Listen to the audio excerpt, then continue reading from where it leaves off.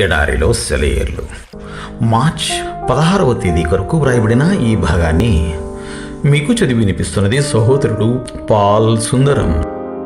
మన మేలు కొరకే హెబ్రీలకు వ్రాసిన లేఖ 12వ అధ్యాయము 10వ వచనం.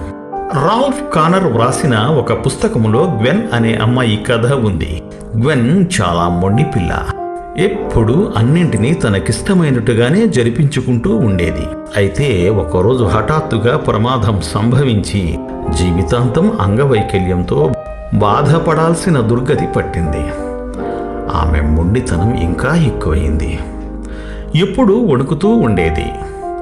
ఒక రోజున పర్వత ప్రాంతాలలో మిషనరీగా పనిచేసే ఒక సేవకుడు ఆమెను దర్శించాడు. అతన్ని అందరూ స్కై పైలట్ అంటారు. అతను ఆమెకు కొండ లోయల గురించి ఒక కథ చెప్పాడు. మొదట్లో అసలు లోయలే లేవు. అంతా సమంగా మైదానంలాగా ఉండేది. ఒకరోజు ఆ మైదానాల యజమాని షికారుకు వెళుతూ ఉంటే అంతా గడ్డే కనిపించింది. పూల మొక్కలేవి అంటూ మైదానాన్ని అడిగాడు. అయ్యా, నాలో విత్తనాలు లేవండి అని చెప్పింది మైదానం.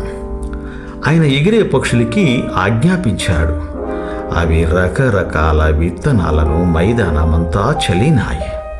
త్వరలోనే మైదానమంతా బంతులు, చేమంతులు, మల్లెలు, కనకాంబరాలు, సంపెంగలు పూసాయి. యజమాని సంతోషించాడు. కానీ తనకిష్టమైన పూలు అందులో కనిపించలేదు. మళ్ళీ మైదానాన్ని అడిగాడు. నాకిష్టమైన గులాబీలు, విరజాజులు, లిల్లీలు కనబడవేం?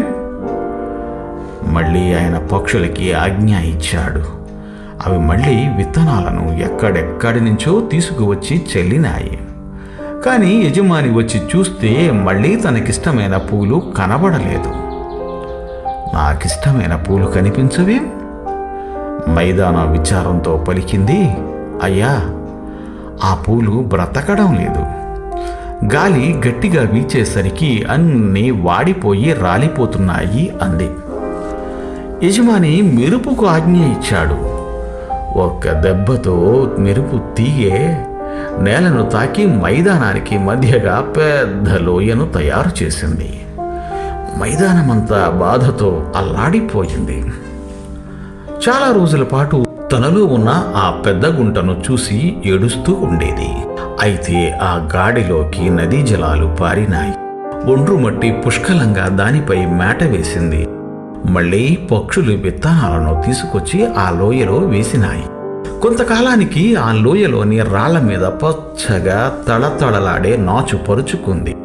నేలంతా పూల మొక్కలు మొలిచి అందాలు విరజిమ్మాయి. సూర్యకాంతిలో పెద్ద పెద్ద చెట్లు మొలిచి తలెత్తాయి. ఎక్కడ చూసినా రంగురంగుల పూలు.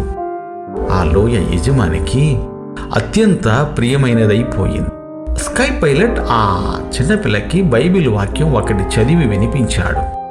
ఆత్మఫలమేమనగా అంటే ఆత్మ పుష్పాలు ఏమిటంటే ప్రేమ, సంతోషము, సమాధానము, దీర్ఘశాంతము, దయాళుత్వము, మంచితనము, విశ్వాసము, సాత్వికము, ఆశానిగ్రహము.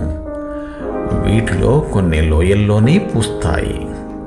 లోయల్లో పూసేవేమిటి? గ్వెన్ మెల్లిగా అడిగింది. పైలట్ చెప్పాడు. దీర్ఘశాంతము, సాత్వికము, మంచితనము. మిగతావి కూడా మైదాన భూమిలో వికసించిన లోయల్లో అయితే పుష్కలంగా పూసి పరిమళాన్ని దూరదూరాలకి వ్యాపింపజేస్తాయి. చాలాసేపు గ్వెన్ అలానే ఉండిపోయింది. ఆమె ఈ మాట అంటున్నప్పుడు ఆమె పెదాలు తీవ్రంగా వణికాయి. అయితే నా లోయలో పూలేమీ లేవు, అన్నీ కఠినమైన శిలలే. అమ్మా గ్వెన్, త్వరలో ఆ పూలన్నీ పూస్తాయి. నీ యజమాని వాటిని గమనిస్తాడు. మనం కూడా వాటిని చూడగలుగుతాము.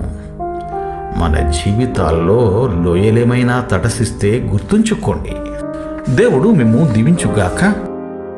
ఆమెన్. ఆమెన్.